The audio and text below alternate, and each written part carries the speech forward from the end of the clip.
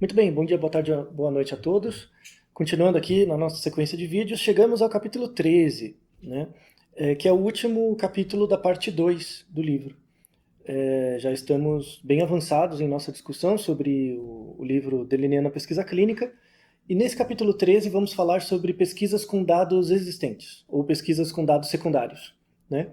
Que é um tópico muito útil, importante. Muita gente faz pesquisa com dados secundários, é importante o registro, coleta e manutenção de grandes bancos de dados, né, para tomada de decisão em políticas públicas, e muitas pessoas podem fazer protocolos de pesquisa baseado neles, né, em dados existentes. A principal vantagem do uso de dados secundários, né, ou dados existentes, é a facilidade e economia de tempo, né, as principais vantagens, e é rápido e barato, né, são pesquisas rápidas e baratas. A grande desvantagem você tem níveis de desvantagem, né? A primeira grande desvantagem é que, como a coleta de dados que deu origem ao banco de dados foi feita muito antes da sua pergunta de pesquisa, você não tem muito controle sobre a qualidade da coleta de dados, né, desse banco.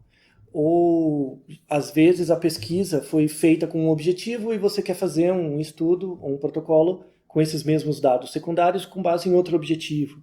Então, às vezes, você pode ter diferenças nas coletas. Às vezes, são pesquisas que usam dados biológicos.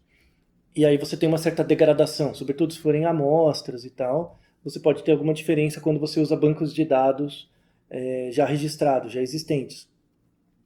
Além disso, uma outra desvantagem é quando você tem, também para dados biológicos, quando você tem coletas de dados e às vezes o protocolo de coleta é um pouco diferente de do tipo de variável que você quer usar. Por exemplo, eu quero saber um certo perfil genético, né? E para o padrão ouro, para estabelecimento de um certo diagnóstico genético, é utilizar um certo teste com certas características. Caso eu queira usar o banco de dados existente de um hospital, por exemplo, às vezes o protocolo, a coleta dos dados, né, a coleta desses exames de DNA, podem não ter sido feitas com o mesmo grau de homogeneidade. Você pode usar diferentes métodos, ou pode ter variação nas amostras, ou elas podem não ter sido coletadas com tanto cuidado quanto deveria num protocolo regulado, num protocolo bem feito. Tá? Então, essas são as principais características em pesquisas com dados existentes. A pesquisa com dado secundário por quê? Porque o dado já foi produzido, publicado de forma primária. Então, eu faço parte do DataSUS, por exemplo, né? Então, o SUS coleta dados sobre os seus hospitais, os usuários, né, do Serviço Público de Saúde, e monta um banco de dados. Então, o objetivo primário é ter os registros. Como você quer fazer um protocolo de pesquisa com esses dados, você utiliza como dados secundários, né, que não tem a ver com o objetivo inicial da produção dos dados.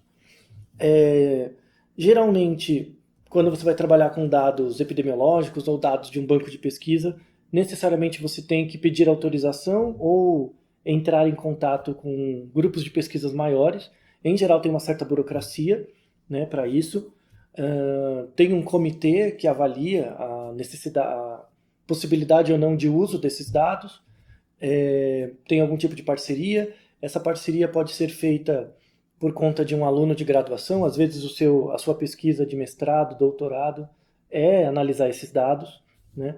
Existem alguns órgãos de pesquisa, sobretudo nos Estados Unidos e Inglaterra. O NIH é um exemplo, em que eles têm um banco de dados bem grande, né? E eles abrem propostas, né? Então ele apresenta as variáveis do banco de dados bem grande, e eles apresentam propostas de pessoas que têm interesse em fazer, por exemplo, doutorado na análise específica de alguns dados.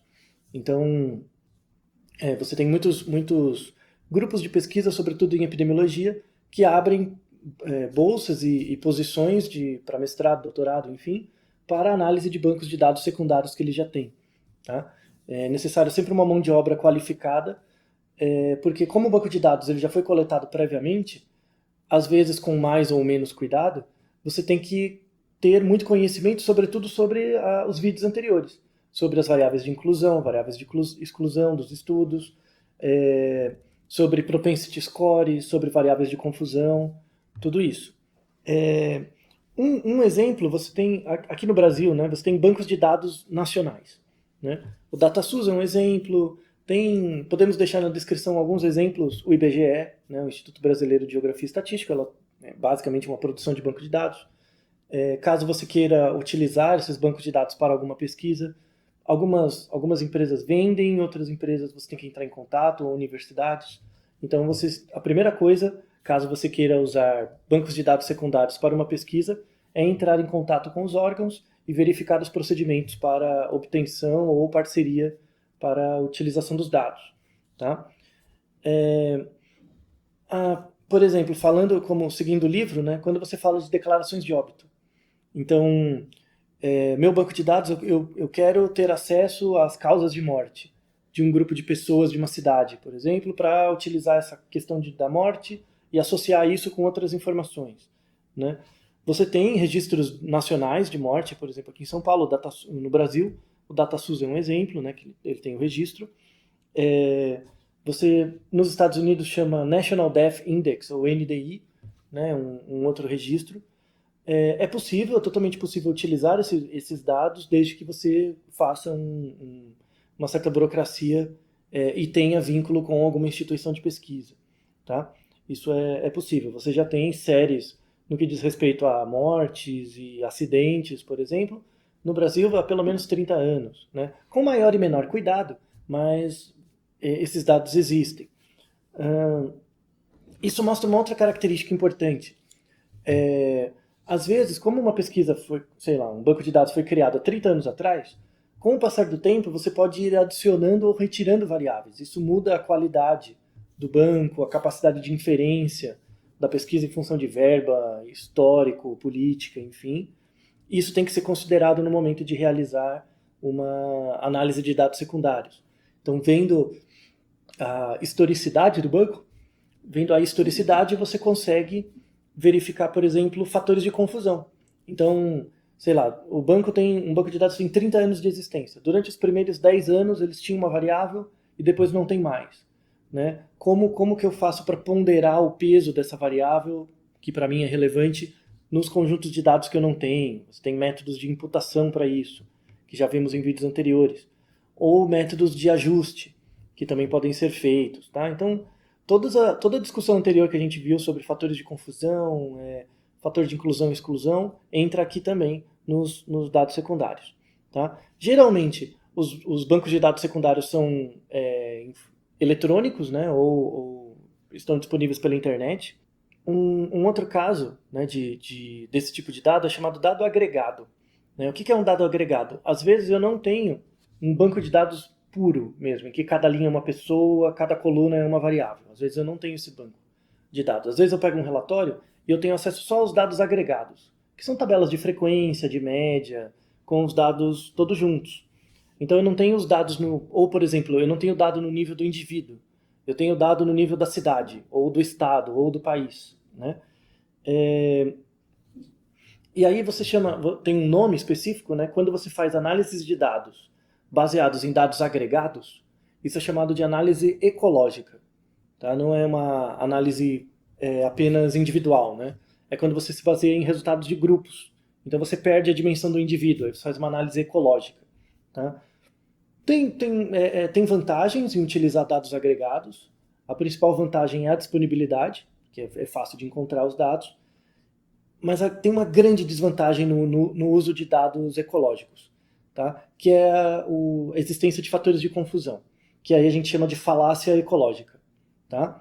Um exemplo que o livro coloca, que é interessante, é a associação entre fumar e suicídio. Né? Quando eu trabalho se eu tenho acesso a dados agregados por estado, por cidade, enfim, eu posso, por exemplo, isso não é fato, tá? Mas eu posso, por exemplo, descobrir que existe uma associação entre suicídio e fumo. Então, em locais onde as pessoas fumam mais, elas se suicidam mais. Como o dado é agregado, eu não consigo ver a direcionalidade. Então, eu não consigo dizer que as pessoas fumam porque se suicidam ou se suicidam porque fumam. Tá? Então, como esse problema de teste da direcionalidade em dados agregados é chamado falácia ecológica. Tá? Então, eu não posso assumir nenhuma das duas coisas, usando dados ecológicos. Nem que fumar causa suicídio, nem que suicídio causa o fumo. Tá? O que é meio engraçado, né? Mas isso pode acontecer. Então, a ideia, né, para você reduzir o efeito da falácia ecológica é trabalhar com dados individuais. Mas os dados agregados também são muito úteis, desde que você discuta eles adequadamente.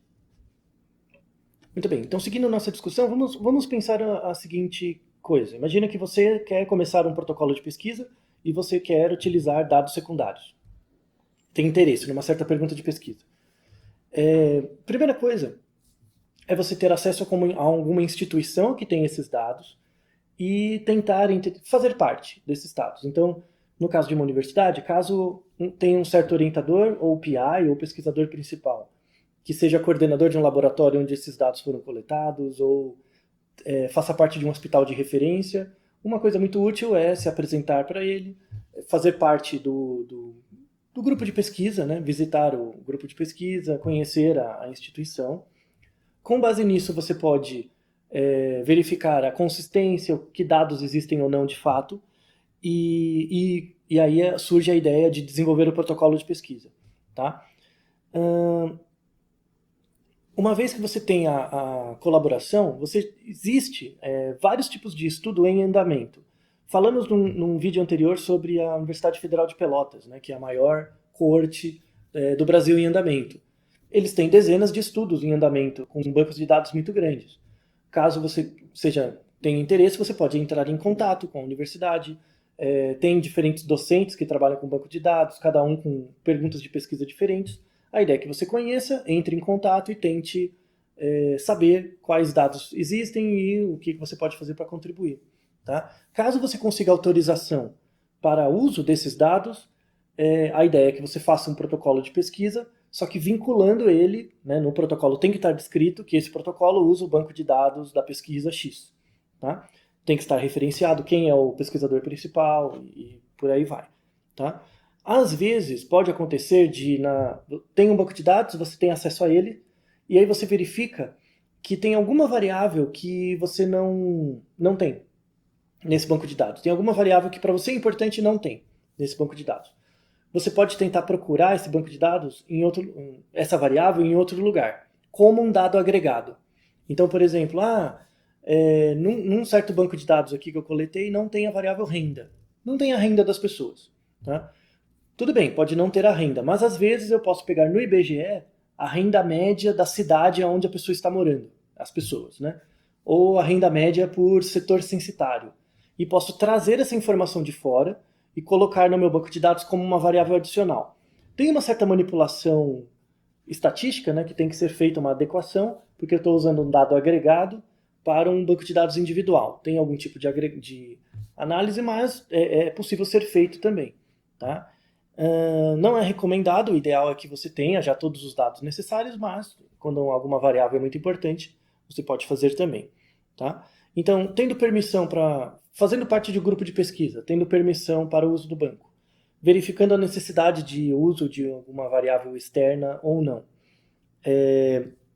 Você tem que escrever esse protocolo e submeter a um comitê de ética. Então, uma coisa que as pessoas acham é que eu não preciso submeter a comitê de ética quando os dados são secundários. Não é verdade. Tá? Muitas vezes você tem sim. Tá? Na verdade, praticamente em todas as vezes você tem que submeter. Algumas vezes, quando um projeto grande, com um banco de dados grande, já passou pelo comitê de ética e o seu protocolo é uma parte bem específica, assim, mas bem associada com o projeto principal, às vezes você ganha liberação direta. Mas caso você queira fazer um projeto completo com dados secundários utilizados para outra coisa, você tem que ressubmeter ao comitê de ética. Tá? Ter autorização não é suficiente. Agora a gente entra na discussão sobre estudos suplementares. Né? A ideia de estudo suplementar é quando você quer adicionar algumas medidas existentes a algum estudo que já está em andamento. Então, por exemplo, imagino que eu segui pessoas por 2 anos. Tá? segui pessoas por 2 anos, mas tem uma pergunta de pesquisa nova, num protocolo novo, utilizando esse mesmo banco que já foi coletado por 2 anos, só que eu preciso coletar mais 6 meses. Né? Então, você entra em contato de novo com as pessoas, por telefone, enfim, e coleta variáveis subsequentes. Isso é um estudo suplementar. Tá? Caso você queira utilizar apenas os 2 anos coletados, é uma análise de dados secundários. Caso você ainda queira entrar em contato com as pessoas para pegar mais alguma informação, temos um estudo suplementar aí. Tá? Que também, obviamente, como você vai entrar em contato com as pessoas de novo, tem que passar pelo comitê de ética. Então, uma característica final dos dados das pesquisas suplementares por exemplo, eu tenho uma pergunta de pesquisa, conheço um pesquisador que já trabalha, já faz estudos longitudinais numa certa área, eu entro em contato com ele, ele me dá autorização para usar o banco de dados, e eu dou uma ideia, né, adicional com o meu protocolo. Falar, por que a gente não coleta essa variável a mais e faz um follow-up, uma continuação? Às vezes o pesquisador principal aceita, né, que a pesquisa seja continuada um pouco mais por conta do seu protocolo. Tá? Então, tem uma vantagem óbvia, né, porque você está contribuindo para o andamento de uma pesquisa maior. Né? Tem uma vantagem, a principal desvantagem é que você pode adicionar novas medições aos participantes, mas você tem que garantir que o método de coleta de dados seja o mesmo. Então, por exemplo, eu fiz 4 coletas de um grupo de pessoas usando um protocolo, um método de coleta A. Né? Terminei minha pesquisa, aí um outro pesquisador, poxa, a gente podia continuar, fazer um follow-up, né? Coletar mais uma medida. Só que ele quer usar o protocolo B de coleta. Você vai ter um viés de comparação inerente. Então a ideia é que se ele quiser continuar aquele estudo, ele vai ter que usar o mesmo protocolo, o mesmo método de coleta e de pesquisa das medidas anteriores para a comparação. Tá? Essa é a principal desvantagem de estudos suplementares, mas veja que com a colaboração e aceite de todos, é uma pesquisa bem interessante. Entramos agora na questão de um outro tipo de dado secundário, que são as revisões. Tá? Então imagina que eu não tenho dados, né? Eu não tenho dados individuais, não tenho dados agrupados, nem nada disso. Eu tenho os artigos prontos. Eu já tenho... os meus dados secundários são os artigos que já foram publicados. E aí a gente entra na questão das revisões sistemáticas e das meta-análises. Tá? O que é uma definição rápida de revisão sistemática? Revisões sistemáticas identificam um grupo de estudos já concluídos que abordam uma certa questão de pesquisa. Tá? A ideia é que você pegue diferentes artigos que já foram publicados e, de alguma forma, combine os resultados desse artigo para aumentar o peso da inferência sobre alguma associação. As revisões sistemáticas têm basicamente 2 partes, que é a revisão estrutural ou teórica, né, que aí o nome é revisão sistemática, e você pode pegar da parte quantitativa, né, os dados estatísticos, e fazer uma análise estatística sobre essa revisão sistemática, gerando inferências mais precisas. Isso é chamado de meta-análise. Então, a meta-análise e a revisão sistemática são 2 partes de um mesmo processo. Né? Então, quando você realiza apenas uma revisão teórica e uma revisão metodológica dos estudos, é a revisão sistemática. Quando ainda você faz medidas de homogeneidade, medidas de tamanho de efeito e combina os resultados, temos as meta-análises. Tá? É muito recomendado vocês darem uma lida nos suplementos, né, nos anexos, né, desse capítulo 13. É importante, assim, esse não é um curso de meta-análise, porque não é um tópico complexo, mas é um tópico trabalhoso.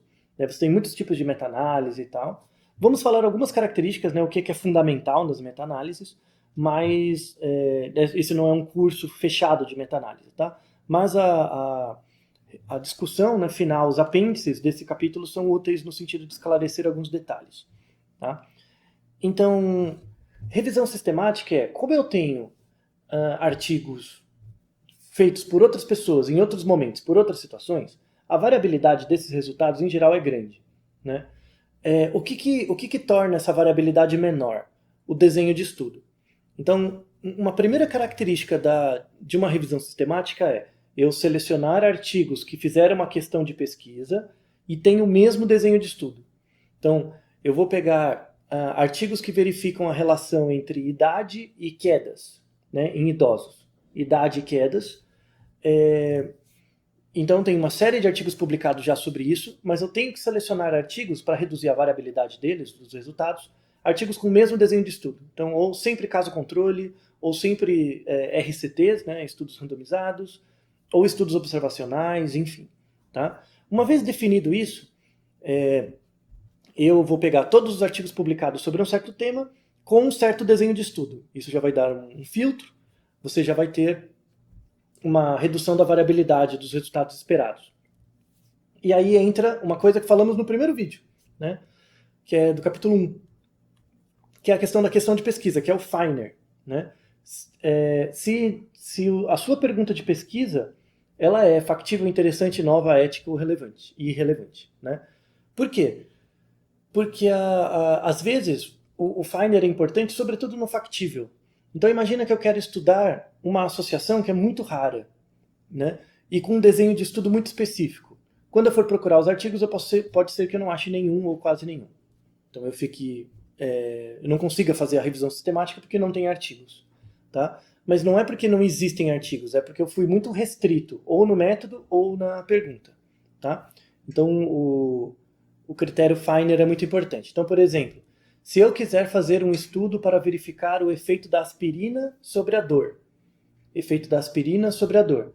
Só que eu quero só em crianças que passaram por UTI exatamente por 9 dias e que fizeram cirurgias de apendicite.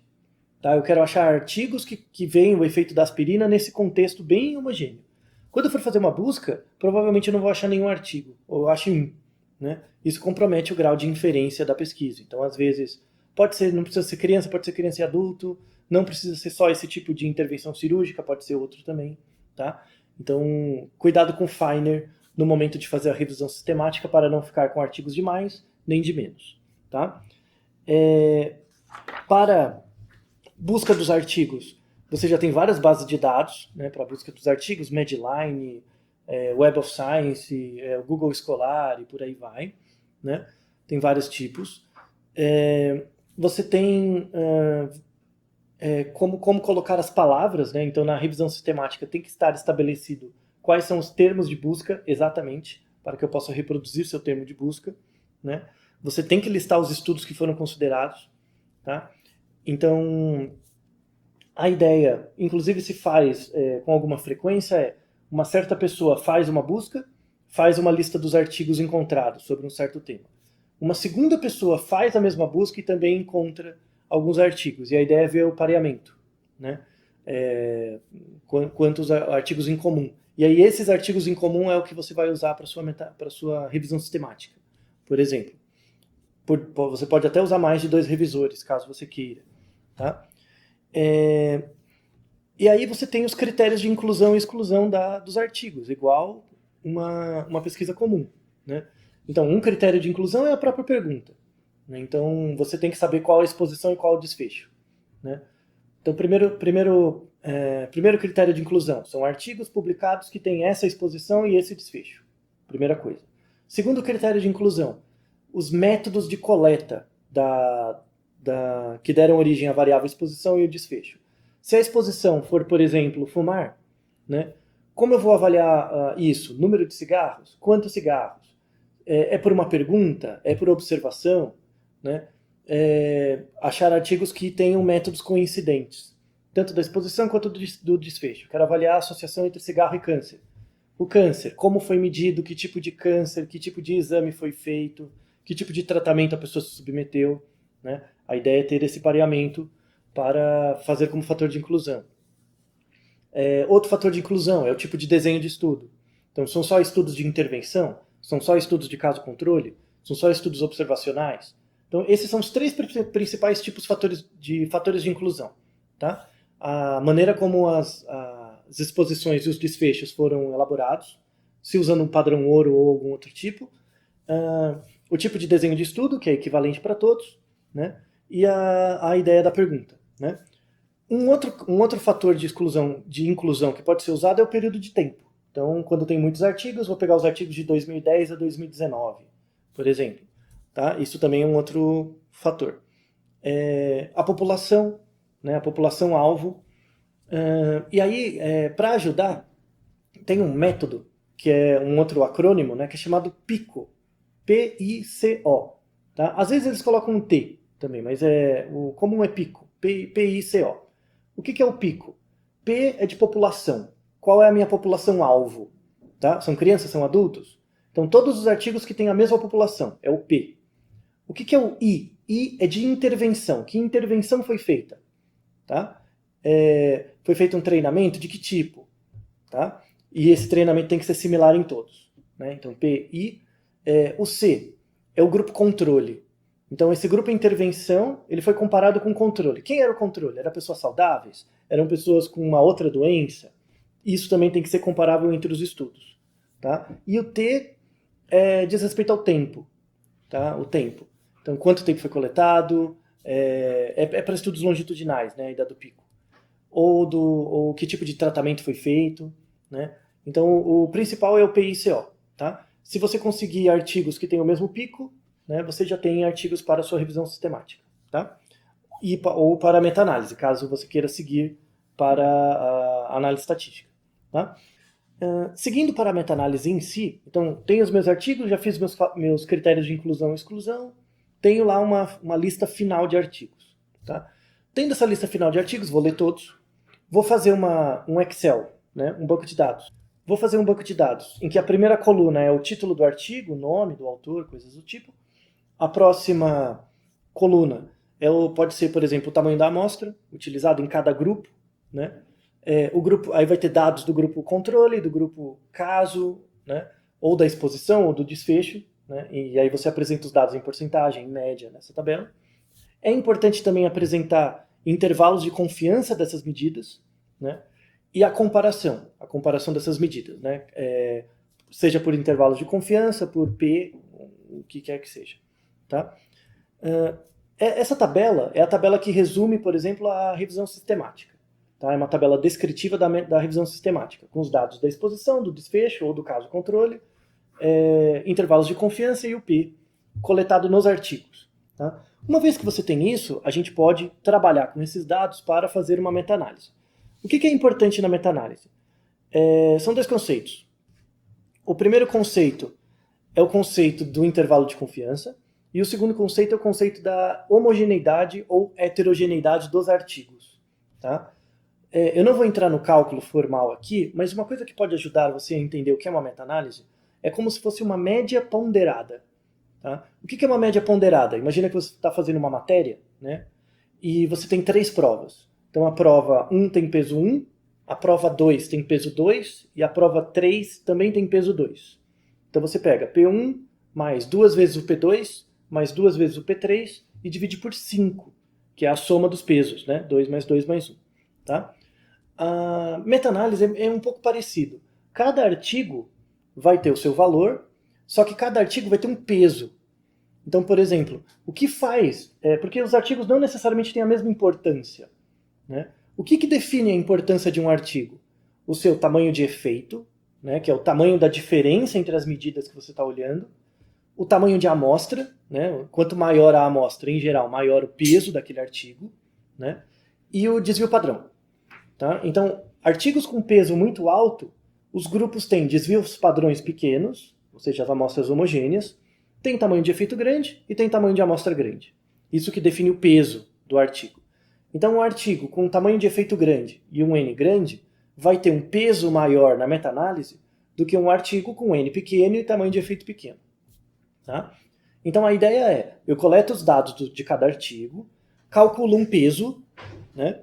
Calculo um peso para cada artigo e multiplico o peso pelo resultado de cada artigo.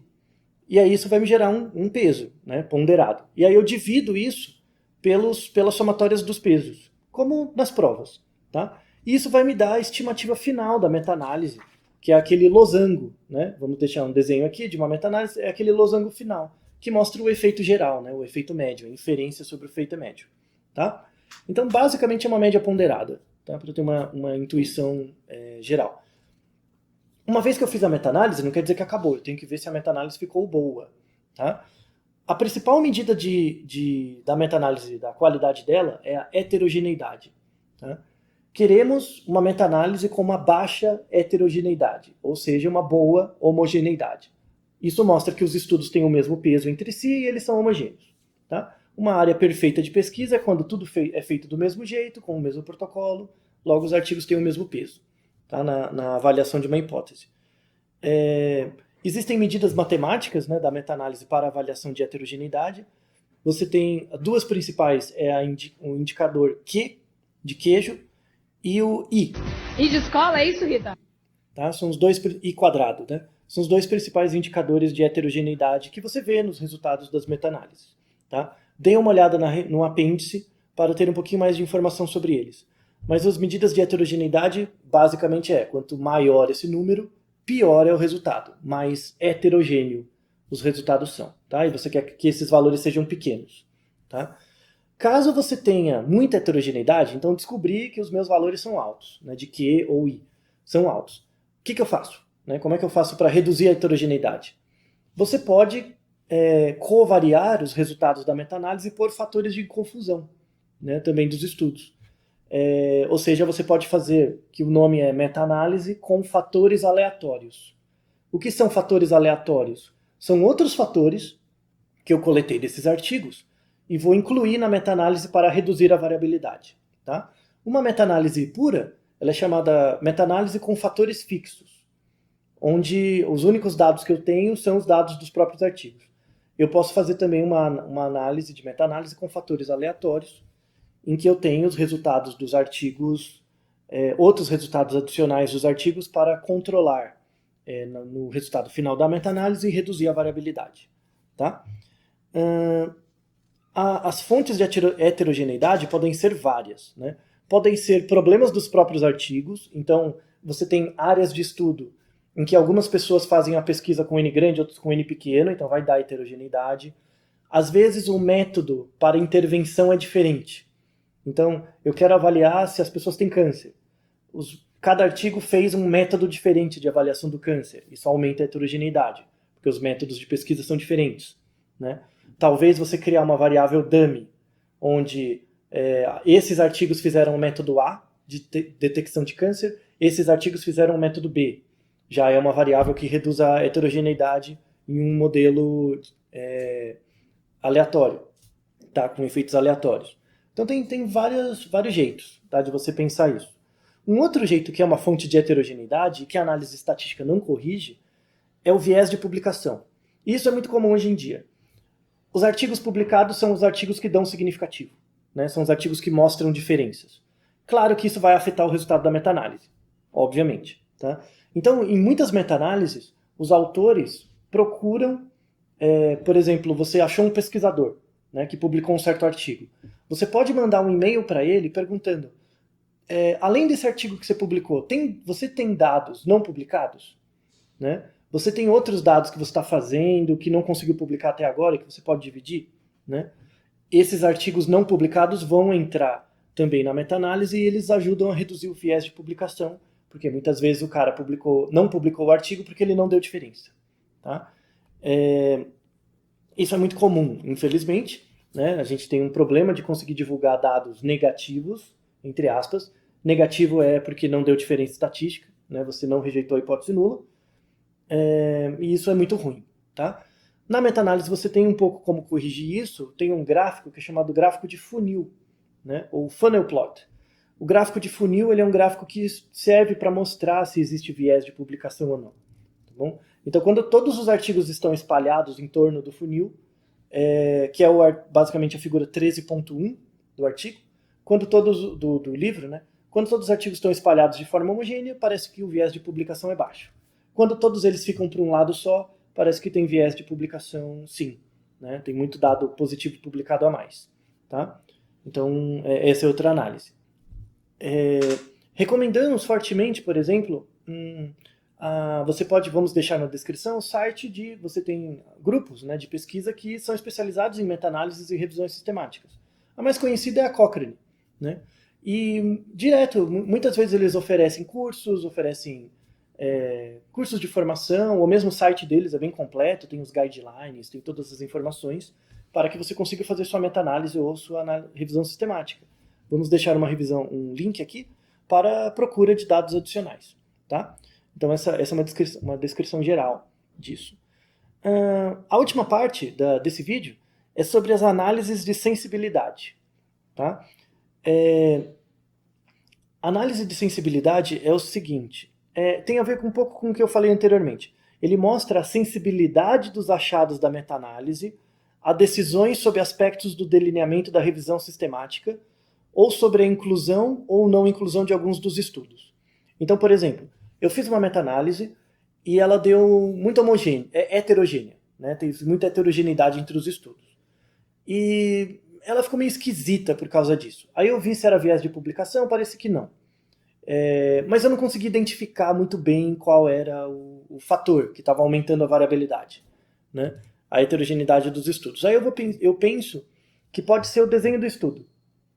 Então, às vezes algum detalhe do delineamento do desenho de estudo é o que está gerando diferença.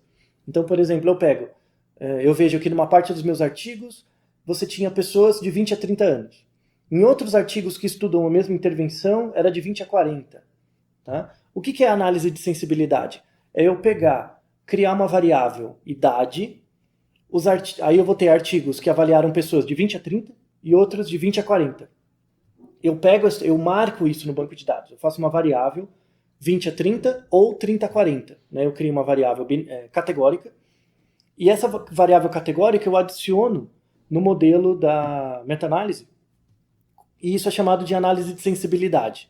Tá? Eu estou deixando o meu modelo mais sensível em função de alguma variável do delineamento dos artigos que não é homogênea. Tá? Às vezes você descobre coisas muito interessantes fazendo análise de sensibilidade. Se você descobre que existe de fato diferença por exemplo, quando eu faço a meta-análise sem essa variável, 20 a 30 ou 20 a 40, né, a idade das pessoas. Quando eu faço sem essa variável, o losango final, ele cruza o 1. Né? Ou seja, não tem efeito, quando eu combino todos os artigos, eu não tenho efeito, né, da diferença. Quando eu faço análise da sensibilidade e incluo essa variável idade categórica, a diferença aparece. Né? O que isso quer dizer? Que para o tratamento ser efetivo, ele é mais efetivo em uma das combinações de idade. Então, ou ele é mais efetivo de 20 a 30 anos, ou ele tem uma variabilidade maior de 20 a 40 anos. Né? Ou seja, as pessoas de 30 a 40 anos que foram excluídas no segundo grupo são os que causam a diferença. Tá? Então, a análise de sensibilidade ela demanda um cuidado e uma perspicácia grande na seleção dessas variáveis. Tá? Então, ela pode ser feita. Você tem softwares que realizam a meta-análise. O principal é o R, né, que é uma linguagem de programação para análise estatística. Mas uma recomendação, vamos deixar também na descrição, tem um programa gratuito que chama JASP. Tá? JASP. Ele faz várias análises estatísticas, modelos de regressão, teste T, um programa muito útil, aliás, mas ele também tem um módulo de meta-análise, em que, se você colocar no banco de dados as características do caso, do controle, da exposição, desfecho, as médias, intervalos de confiança, desvio padrão, ele calcula o gráfico para você. Tá? Vamos deixar na descrição o link para esse programa, que é gratuito, que é muito bom, e um link muito bom com um tutorial de como fazer a meta-análise utilizando o JASP. Tá? Então pode ser algo muito útil para vocês. Tá bom? A questão final desse capítulo, que é o tópico final, que ele fala de garbage in, garbage out. Né? Que é, se você coloca lixo no artigo, na pesquisa, só vai ter lixo. Tá? Que é uma coisa muito comum. As pessoas têm esperança de que o estatístico salve a vida delas, sendo que elas já coletaram os dados de forma complicada. Tá? Às vezes, quando você tem dados individuais, até dá para corrigir alguma coisa, com fator de inclusão, propensity score, enfim. Em meta-análise e revisão sistemática, isso é muito, muito, muito mais difícil. Tá? Se você não tiver uma pergunta de pesquisa clara, atendendo o Finder, não tiver um bom controle, uma boa leitura de cada um desses artigos para verificar possíveis fatores de sensibilidade a serem coletados para reduzir a heterogeneidade da meta-análise, e não tiver uma boa percepção na sua cabeça do que o estudo quer dizer, provavelmente não vai dar nada, o resultado vai ficar muito contraditório. Tá? Então a meta-análise ela não é um estudo muito difícil do ponto de vista estatístico, mas é um dos tipos de estudo mais difíceis do ponto de vista teórico. Você realmente tem que dominar a área, o estado da arte de uma pesquisa ou de uma associação num certo momento para conseguir associar os artigos, ver um pouco as características do campo de pesquisa dos autores e conseguir coletar variáveis boas para análise de sensibilidade subsequente, porque o objetivo final é reduzir a homogeneidade e ter estimativas de inferência da meta-análise válidas, tá? Que sejam válidas e contribuam para o campo de pesquisa. Além disso, além de você, supondo que você fez a parte estatística bem feita, né, a meta-análise bem feita, não deixe de pensar que toda meta-análise é uma revisão sistemática. Você tem que ter na discussão uma boa discussão teórica dos achados e qual a importância disso para o campo. Né? Se você percebe que na sua meta-análise todos os estudos são feitos, cada um de um jeito, né?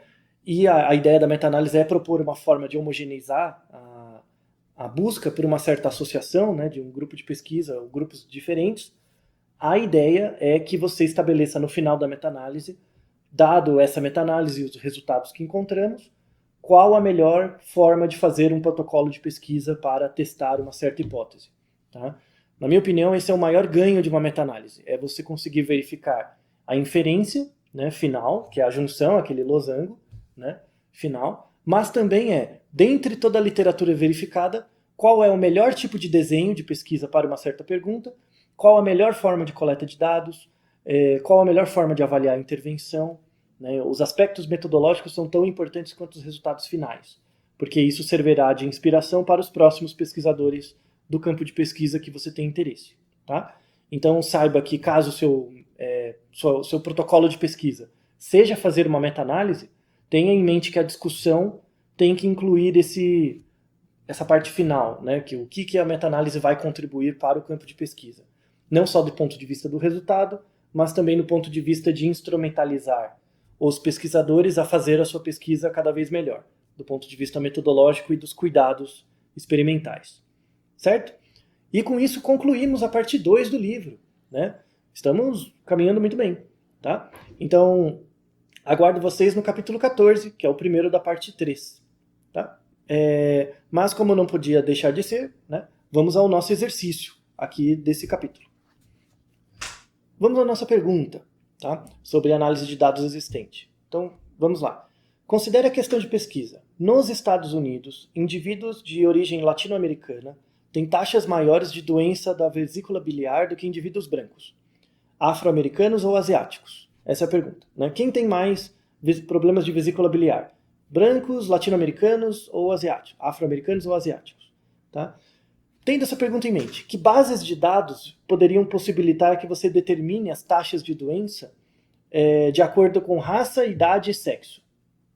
Bom, então imagina que você é um pesquisador, você quer estudar o efeito de problemas de vesícula biliar em diferentes etnias.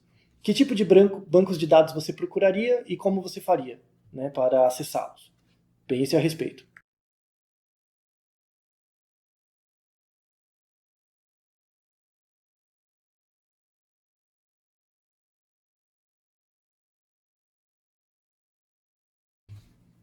Pensaram? Vamos lá. Então, inicialmente seria procurar no seu país, né, aqui no Brasil, bancos de dados que trabalham com isso, que têm já registros de problema de entradas no serviço público de saúde, onde a queixa era problemas de vesícula biliar. Tá? No DataSUS você não tem essa informação específica sobre vesícula biliar, então você teria que procurar universidades que têm pesquisadores que trabalham com isso. Tá?